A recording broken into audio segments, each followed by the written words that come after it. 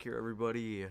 Um, Anyways, my name is Moon. Today we're going to be doing a video here on Star Wars Galaxy of Heroes. Of course, I am new to making videos on this game, and kind of just making videos in general. Of course, this is not my main account. I'm only level 16 on here. And until I can hook my iPad up to get the right setup going, I'm just gonna have to YouTube off of this account for a few days.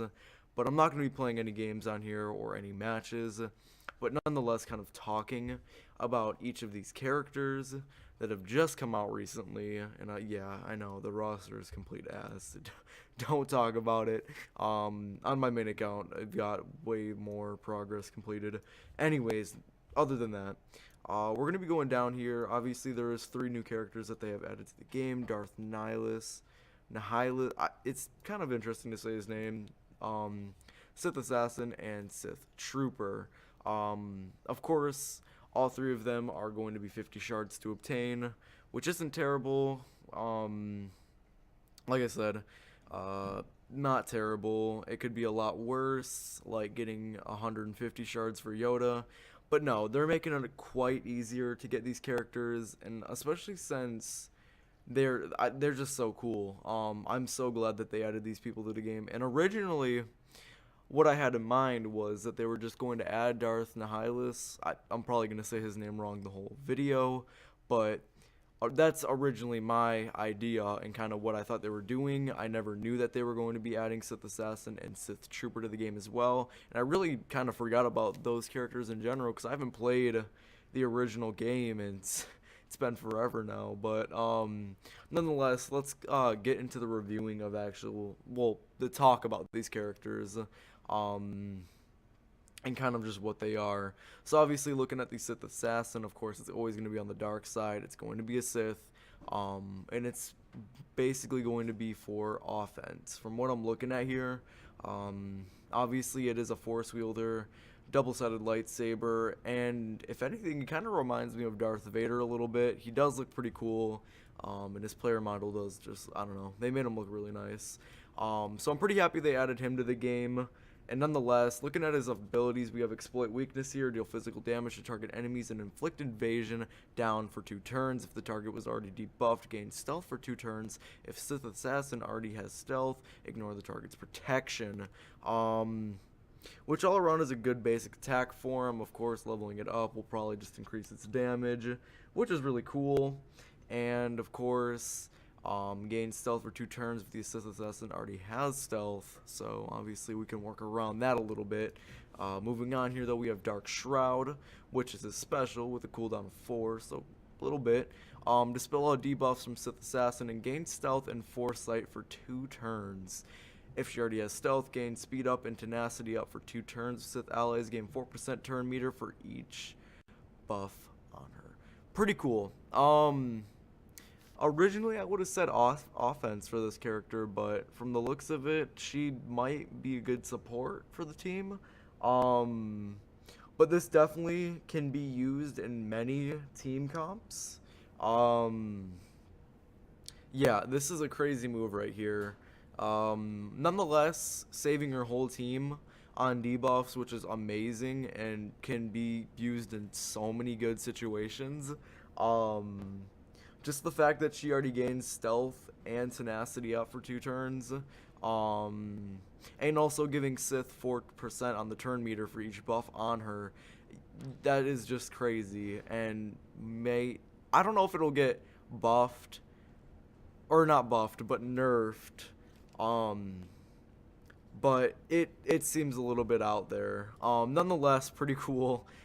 It will be scary nonetheless for anybody with the Sith Assassin on their team. So we'll see how that turns out. And then obviously we have Electrocute, which is deal physical damage to target enemy and inflict stun for 1 turn. If Sith Assassin already has stealth, dispel all buffs from Sith Assassin and deal 5% more damage for each effect dispelled in each living Sith ally. So yeah, she's definitely kind of a offensive support character. I'm pretty sure Count Dooku has something similar to this, if I'm not mistaken, and the stun alone is really nice, as well as dispelling all buffs from the Sith Assassin and just it's crazy. This character is going to be crazy on any team and probably will be very powerful.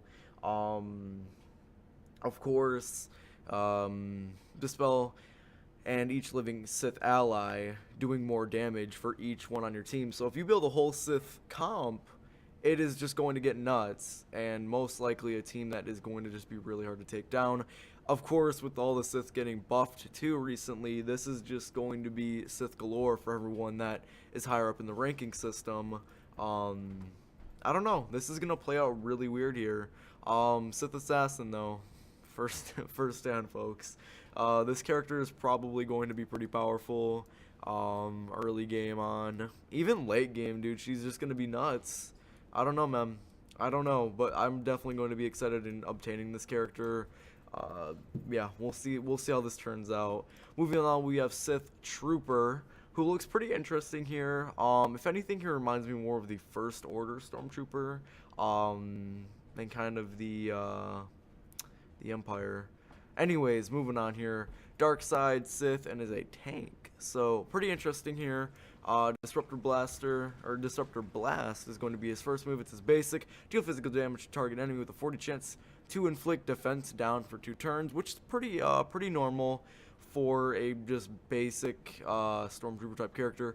Of course, with upgrading, it'll probably get better. I'm guessing on the percentage or probably just damage. It's one of those. But either way, will be a pretty cool move. Nothing too special though. I wouldn't call it overpowered, of course, but it's pretty cool to add that to the team. Crimson Barrage, deal physical damage to all enemies with a 40% chance to inflict offensive down for 1 turn. This attack ignores protection. Now that right there is really good. Considering you have a big, like, there's a wide variety of characters that all have their special unique abilities. This one alone, like this move right here, I would just consider this really good.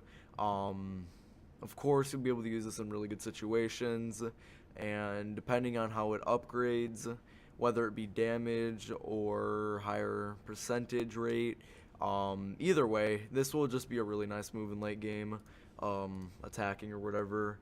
And then obviously we have his unique, which is Sith Trooper has 40% plus defense whenever a Sith ally uses a special ability or falls below 50% health. Sith Trooper gains defense up for 2 turns. If he already had defense up, he gains taunt for 2 turns. If he already had taunt, he gains retribution for 2 turns.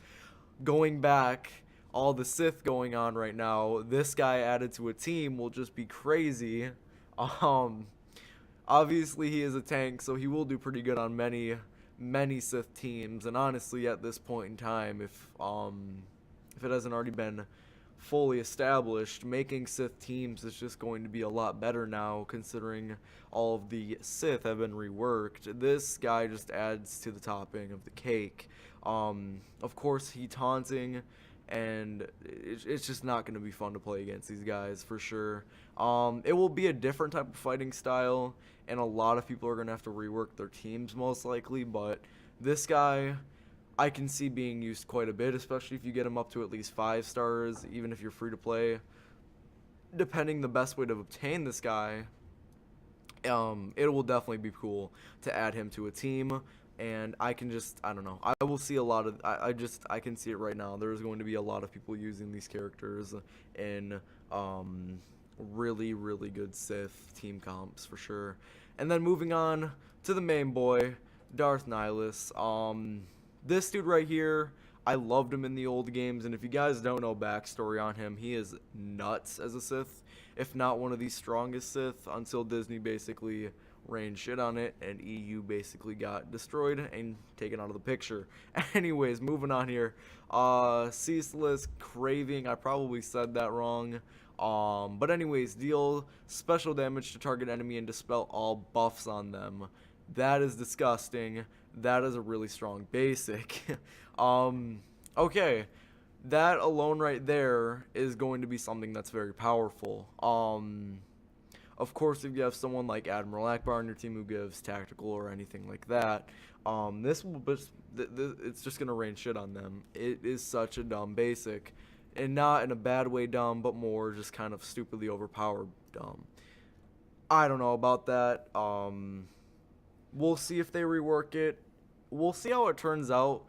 If it's not, I don't know. I really don't have an opinion on it right now. I don't think that it's okay that you just get to that it just wipes out all the buffs on the character. But then again, some people might think it's cool. I don't know. We'll see how this guy turns out. Drain Force, which is his special with a cooldown of 4, deals special damage to all enemies with a 50% chance, doubled against debuffed enemies to increase their cooldowns by 1. For each cooldown increased, reduce the cooldown of Annihilate by 1. Pretty cool. I don't really see anything wrong with it. It is a pretty neat special. And of course with upgrading, the numbers will probably change quite a bit, but we'll see that late game and later in the game. Of course, Annihilate, moving on, is another special that he's got with a cooldown of 8. Instantly defeat target enemy. What? Okay. Instantly defeat target enemy. Nihilus gains max health equal to 40% of target's max health. This can't be evaded and starts on cooldown. Holy crap, that is disgusting. This is probably why I like Nihilus a lot, is because he's just he's a god. He is basically a god. Of course, if you didn't already realize it, ability cannot be evaded and starts on cooldown. So obviously you don't start with this ability. You can't automatically take an enemy out, but it is an ability. That's all I can say, and I don't know. That is going to be disgusting. I'm guessing with upgrading this ability, the cooldown is going to get shortened down, which is pretty scary. I don't know, guys. That one is a little bit edgy. Lord of Hunger, anyways, moving on. It says leader ability. Sith allies gain 30% offensive and 70% health steal. Sith allies lose all protection and gain that much max health. Sith allies are immune to healing effects that aren't health steal and cannot score critical hits. It's pretty balanced on that. I wouldn't say it's an overpowered leader ability, but I wouldn't say it's underrated either. I'd have to check on the other Sith and see their leader abilities, but that one seems pretty promising if you're gonna be going hella offensive Sith team. But if you're using people like Palpatine or anyone like that, it might change up a little bit and might not be the best leader ability to run with. But like I said, I'd have to do the stats on it and check it, and I'll definitely get back to you guys on that one. Anyways, moving down here. Cool, alright. Wound in the Force, which is his unique. At the start of each of his turns, Nihilus has a 70% chance to inflict damage over time for 2 turns on a random enemy that doesn't have any debuffs. If all enemies are debuffed, inflict damage over time on 1 random enemy. Now, if you guys don't know, and you might be thinking, well, he just gets to do damage. In the backstory of Nihilus, if you even walk towards him, he would just do, you would literally die walking around him. He was that powerful in the Force and that evil in the Force. So this move kind of brings it back a little bit, and I kind of like how they added it. It is just such a nasty ability and a unique that is just definitely awesome as hell. Upgrading this will probably just do more damage. I find that really cool though. And yeah, he is just an awesome character in general. That's basically what I gotta say about all 3 of the Sith. Of course, I'm excited that they're in the game now. I'm happy that they're in the game now, and I think that they will definitely change this game up quite a bit as far as squad arena goes, PvP, etc. It'll definitely change the game up quite a bit, and I don't know, I'm happy that they're in the game now. It was long awaited, and I'm pretty excited for them to be in the game. Anyways, folks, that's my review on them. Of course, I'm gonna definitely look up more on a few of these characters and see kind of how they work and whatnot. But other than that, folks, I'll see you guys later. My name is Moon. Love you all, and have a good one. See you.